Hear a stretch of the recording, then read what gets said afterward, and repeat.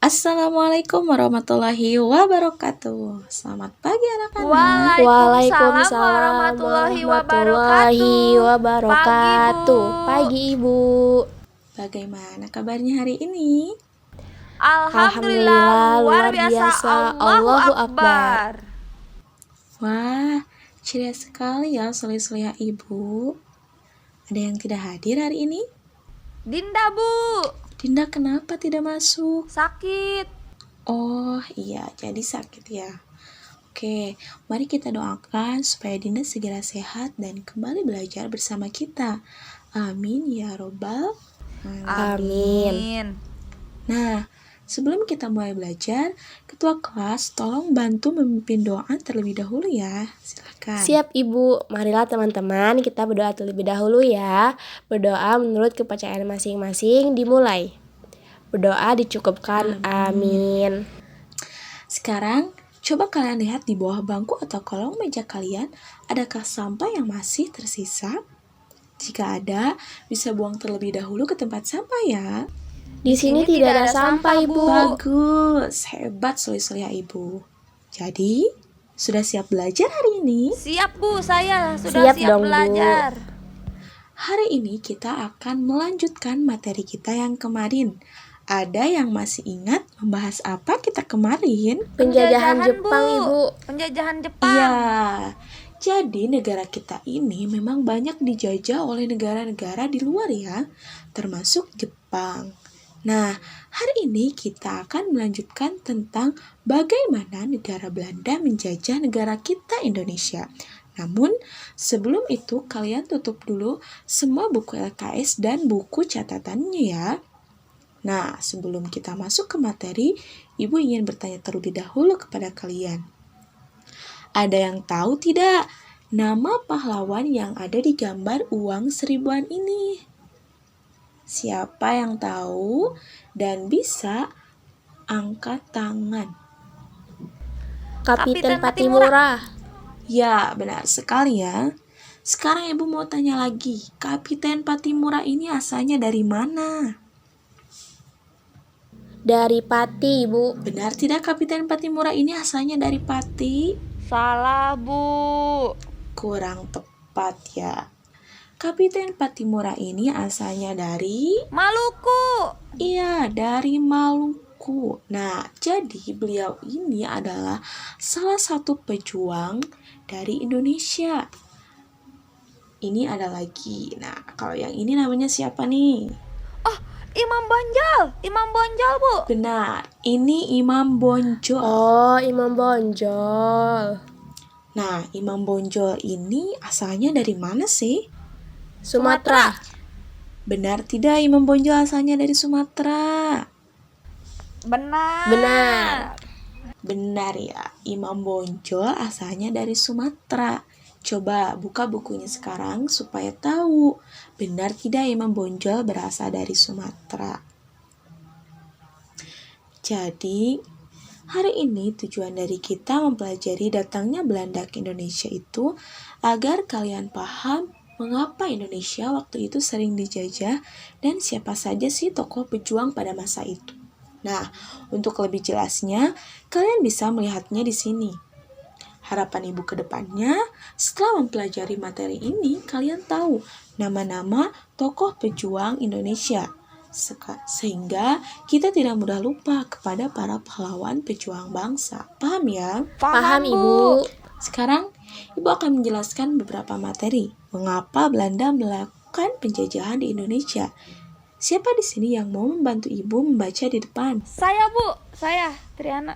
Silakan. Kedatangan bangsa Belanda ke Indonesia. Pada tanggal 22 Juni 1596, bangsa Belanda berhasil datang ke Indonesia. Mereka mendarat di Banten setelah berlayar di lautan selama 14 bulan. Rombongan Belanda yang pertama ini dipimpin oleh Cornelis de Houtman. Semua kedatangan mereka di Banten disambut baik. Tetapi, lama-kelamaan Belanda menunjukkan sikap yang serakah, kasar, dan ingin mengejar keuntungan sendiri. Terima kasih ya, Triana sudah membacakan. Jadi, Belanda datang ke Indonesia itu untuk menjajah Indonesia. Dan mengapa sasarannya Indonesia? Karena di Indonesia itu kaya akan rempah-rempah. Nah, di Indonesia pun Belanda itu mendirikan sebuah organisasi yang disebut VOC. Apakah kalian tahu Apa saja tujuan Belanda membentuk VOC di Indonesia? Tidak tahu, Bu.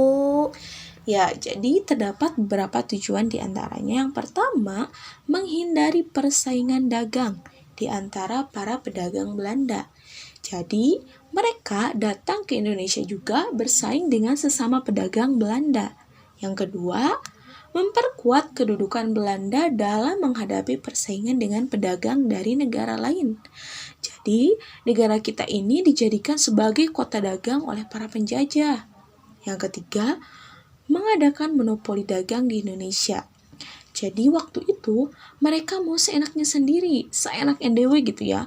Mereka ingin memonopoli perdagangan dan ingin menguasai semuanya. Nah, tadi Ibu sudah menjelaskan bagaimana bangsa Belanda bisa datang ke Indonesia. Untuk materi selanjutnya, Ibu ingin kalian juga mengetahui tokoh-tokoh para pejuang, pahlawan yang juga berperan dalam melakukan perlawanan kepada bangsa Belanda yang waktu itu telah menjajah bangsa Indonesia. Nah, pasti kalian ingin tahu kan siapa sih pahlawan itu? Tadi sempat dibahas, selain ada Patimura, kemudian ada Imam Bonjol, ada beberapa lagi yang penting untuk kalian ketahui. Untuk itu, mari kita simak video berikut ini.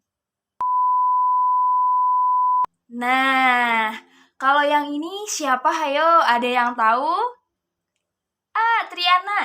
Triana tahu nih kayaknya nih, udah baca nih. Siapa Triana?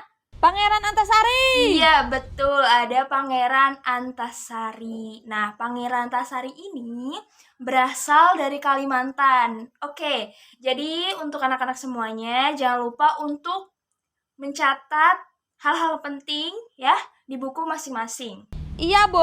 Nah, tadi kita sudah belajar banyak sekali tentang Belanda yang datang ke Indonesia, kemudian tokoh-tokoh yang juga melakukan perlawanan terhadap bangsa Belanda, baik dari daerah Maluku, Makassar, ada dari Kalimantan, ada juga dari Aceh. Nah, pertanyaannya yang pertama, mengapa perang di Aceh itu bisa terjadi?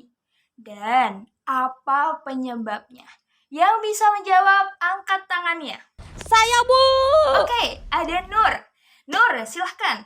Apa jawabannya? Karena Aceh itu penghasil kayu. Kata Nur, karena di Aceh itu banyak hasil kayunya, Bu. Oke, kita simpan terlebih dahulu. Ada lagi? Saya, Bu. Triana. Oke, Triana silahkan. Karena Aceh Menurut penghasil lada. Triana, di Aceh itu kaya hasil ladanya. Oke, tepuk tangan untuk kita semuanya.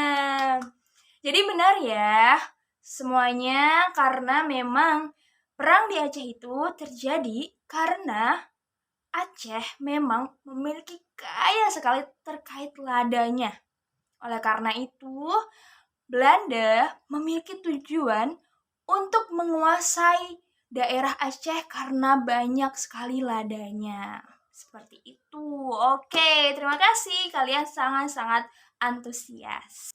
Oke, sekarang kita menuju kepada pertanyaan kedua. Nah, pertanyaan kedua ini sebenarnya sudah ada di buku. Akan ketahuan nih, siapa yang tadi malam membaca buku atau tidaknya. Atau mungkin sudah membaca ya, tapi lupa. Oke, Ibu ada pertanyaan nih. Tadi kita sudah menayangkan sebuah video. Nah, di video itu ada namanya pahlawan Pangeran Antasari. Nah, Pangeran Antasari ini telah wafat. Kira-kira ada yang tahu tidak? Wafatnya Pangeran Antasari ini disebabkan oleh apa? Ada yang bisa menjawab? Angkat tangannya. Oke, Nur lagi. Nur akan mencoba. Sakit jantung, Bu. Nur menjawab penyakit jantung. Oke. Triana menyanggah penyakit apa? Karena terkena penyakit Kalau cacar. Triana penyakit cacar. Oke, siap. Oke, kita tepuk tangan lagi. Terima kasih ya anak-anak. Memang Pangeran Antasari ini wafat dikarenakan beliau itu mengalami atau menghadapi penyakit cacar sehingga beliau wafat. Terima kasih ya. Yang belum bisa menjawab, tidak apa-apa, jangan pernah takut untuk menjawab karena setiap orang pasti punya kesempatan untuk menjawab. Semangat untuk Bu, Nur dan juga kenapa Triana. Pangeran Terima Diponegoro kasih. melakukan perlawanan dengan Belanda? Nah, ada pertanyaan bagus nih. Oke, ada yang bisa menjawab sebelum dari Ibu? Oke, jadi mengapa Pangeran Diponegoro melakukan perlawanan terhadap Belanda? Ada yang bisa menjawab? Iya.